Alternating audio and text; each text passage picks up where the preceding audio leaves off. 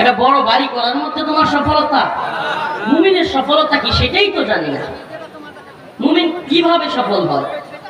আরে গাড়ি কেনার পরের দিন তুমি অ্যাক্সিডেন্ট করতে পারো, আল্লাহ না করে, তাহলে তুমি কিভাবে সফল হবা? এই গাড়ি কেনার পরের দিন তোমার আত্মীয় কাছের কেউ মারা যেতে পারে, তুমি তো তখন কানবা গাড়ি ধুইয়া। তাইলে সুখের সফলতার জায়গা কোথায় মুমিনের? আল্লাহ রাব্বুল আলামিন বলেন, قد أفلح المؤمنون الذين هم في صلاتهم خاشعون।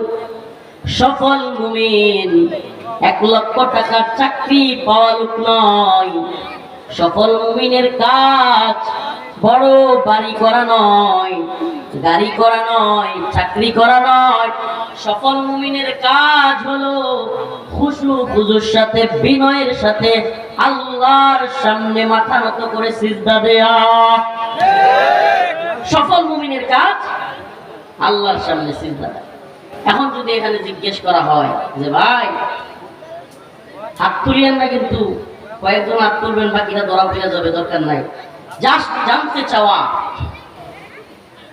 হাত তুলতে বললে এমন অনেকের হাত উঠবে না যে ফজরের নামাজ কি আজকে পড়া হয়েছে, অনেকের হাত উঠবে না।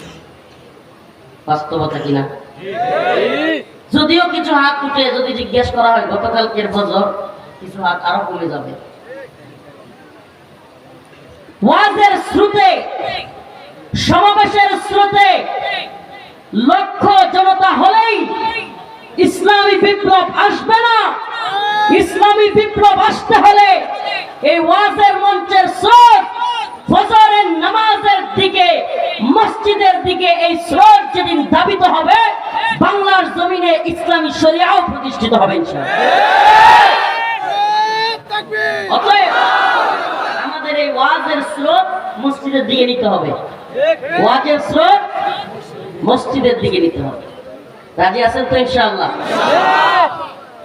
নামাজের মাসআলা, নামাজের কথা এত সহজে বলার জিনিস না যে বাবারে পায়ে ধরি, হাতে ধরি, নামাজ পড়ো না।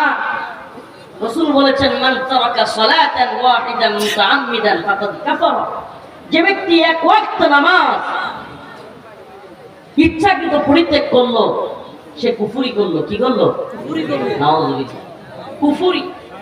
ইমাম আহমদ ইবনে হাম্বল বলেন, যে ব্যক্তি ইচ্ছাকৃত নামাজ ত্যাগ করে ওর জানাজায় যাওয়া যাবে না। নাউযুবিল্লাহ, কত বড় কথা! ইচ্ছাকৃত নামাজ পরিত্যাগ করলে কি করা যাবে না? জানাজায় যাওয়া যাবে না। ইমাম আবু হানিফা রাহমাতুল্লাহ আলাইহি বলেন যে তার জানাজায় যাওয়া যাবে, কিন্তু ইচ্ছাকৃত নামাজ পরিত্যাগকারী পিছন সাইডে আর কি, পশ্চাৎ দেশে, শুদ্ধ ভাষায় বললাম, পিঠাইয়া এরপরে নিয়ে বন্দি অবস্থায় রাখতে হবে, খাঁটি তওবা করে তারপরে যে আমি আর নামাজ ছাড়বো না, এই মর্মে মুসলেখা দিয়ে বেরিয়ে আসবে। চিন্তা করতে পারেন? সুবহানাল্লাহ। তো নামাজ কত কঠিন জিনিস, অথচ আমরা নামাজের ব্যাপারে এত গাফেল। একটা থিওরি দেই, কারো দিনদারির ব্যাপারে জানতে চান, সালাফগণ বলেন একটা জিনিস দেখবেন, খালি একটা। কয়টা?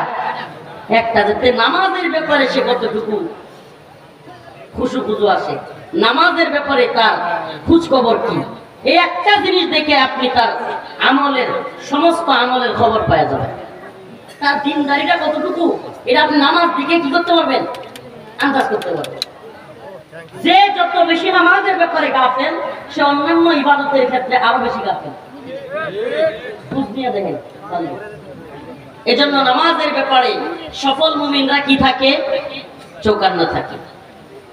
আল্লাহ পাক অন্য এক আয়াতে বলেন সফল মুমিনের বর্ণনা, ফামান যুহজিহা আনিন নার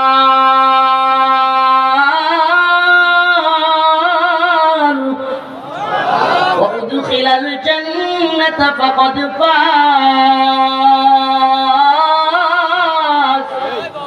ওয়া মাল হায়াতুদ দুনিয়া ইল্লা মাতাউল গুরুর। আল্লাহ রাব্বুল আলামিন বলেন, ও দুনিয়ার মানুষ, এই দুনিয়া তো চূড়ান্ত সফলতার জায়গা নয়। চূড়ান্ত সফলতা যদি তুমি দেখতে চাও, পেতে চাও, তাহলে তোমাকে মৃত্যুর পর থেকে চূড়ান্ত সফলতার ধাপ শুরু হবে। এই দুনিয়া মুমিনের চূড়ান্ত সফলতার জায়গায় না। 1 লক্ষ টাকার চাকরি পাইছেন, পকেটে টাকা আছে, গরম গরম এমনি এমনি চলেন, নিজেরে খুব সফল মনে করেন, নিজের পোলার বড় অফিসার হয়ে গেছে, কিংবা এলাকায় 5টা 7টা ভাই আছে, 4টা 5টা পোলাপান আছে, বাঁচতে আছে, লাঠি নিয়ে দৌড় মারেন, নিজের সফল মনে করেন। এলাকায় 50 কাঠা 100 কাঠা জমি আছে, বাস নিজের মরল ভাইবা বিরাট সফল মানুষ মনে করেন। আল্লাহ বলে দুনিয়া তোমার সফলতার জায়গায় নামিয়া, তোমার মেন সফলতা শুরু ফামান যুহজিহা আনিন নার, যে ব্যক্তি জাহান্নামের আগুন থেকে মুক্তি পেল, কোত্থেকে? ওয়া উদখিলাল জান্নাতা ফাকাদ ফাজ, এবং জান্নাতে প্রবেশ করলো, সেই হলো চূড়ান্তভাবে সফল। যে ব্যক্তি আগুন থেকে মুক্তি পেল এবং জান্নাতে প্রবেশ করতে পারলো, সে কি চূড়ান্ত সফল। আমরা সফল মুমিন হতে চাই তো? কথা হয় না, সফল মুমিন হতে চাই তো? সফল মুমিনের প্রথম কাজ ওয়াক্ত মতো খুশুর সাথে। আব্দুল্লাহ ইবনে আব্বাস রাদিয়াল্লাহু আনহু বলেন, এই আয়াতের মাধ্যমে আল্লাহ পাক বুঝাইতে চাইছেন খুশুওয়ালা নামাজ অর্থ হলো এমন বিনয়ী নামাজ, যার নামাজের একাগ্রতা এটাই যে আমি আল্লাহকে রাজি খুশি করার জন্যই একমাত্র একাগ্র চিত্তে তার দিকেই সিজদা করতেছে। সুবহানাল্লাহ। এই সিজদা হয়নি তো কোনদিন হয়েছে? হ্যাঁ, সাজা মসজিদে গেছে, গিয়া জানলার পাশে দাঁড়ায়, কি লিগা? জানলার এই পাশে একটা গরু রাখছে, চাচা এমনি তাকায় যেমন করে, আছে না কিছু চাচা? এইগুলো নামাজের খুশুর অবস্থা। দেখলো ওই আপনার মসজিদে গেছে এশার নামাজ পড়তে, দোকানদার মানুষ এমন লুকমা দিছে পিছন থেকে, এশার নামাজ কয় রাকাত? 4 রাকাত। হুজুর 3 রাকাত করে সালাম ফিরাইছে, সে পিছন থেকে লুকমা মারছে। এখন হুজুর তো নামাজ শেষ কইরা, আসলে ইমাম সাহেব যারা এরা কিন্তু জানে, মানে কোনো নামাজে একটু খটকা লাগলে, একটু ভুল হওয়ার, তাহলে কিন্তু ইমাম বুঝে খটকা লাগে। তখন হুজুর কইতেছে, আরে পুরা মসজিদ বড় মুসল্লি কেউ বলতে পারলো না 1 রাকাত নামাজ কম হয়েছে, আপনি হুকমা দিলেন, মাশাআল্লাহ মারহাবা। এখন কয় হুজুর আসলে কি কমু, আমার তো একটা উদাহরণ দেওয়ার জন্য বলি আর কি, যে পুরাবাড়ি বাজারে 4টা দোকান আছে। কয়টা? 4টা। আমি প্রতিদিন দোকানগুলো বন্ধ করে এসার নামাজ পড়তে দাঁড়াই, প্রত্যেক রাকাতে এক দোকানের হিসাব আমার শেষ হয়ে যায়। কিন্তু হুজুর আজকে 3টা দোকানের হিসাব শেষ হয়েছে। তাইলে আপনি কনফার্ম 3 রাকাত পড়ছেন। এই লোক হুজুর অবস্থা। কেন বললাম? আমাদের অনেকের নামাজের হালত এমন। কিয়ামতের আলামত বলি, কিয়ামতের অনেকগুলো আলামতের মধ্যে একটা হলো মসজিদে ঢোকার ক্ষেত্রে সবচাইতে পিছনে থাকবে মানুষ, যাইতেই চাইবে, একেবারে শেষ সময় যাবে। আর বের হওয়ার ক্ষেত্রে জুতা ঠেল্লা বেরোবে, একজন আরেকজন রূপে বেড়ে যাবে। হয় কিনা? হয় কি হয় না?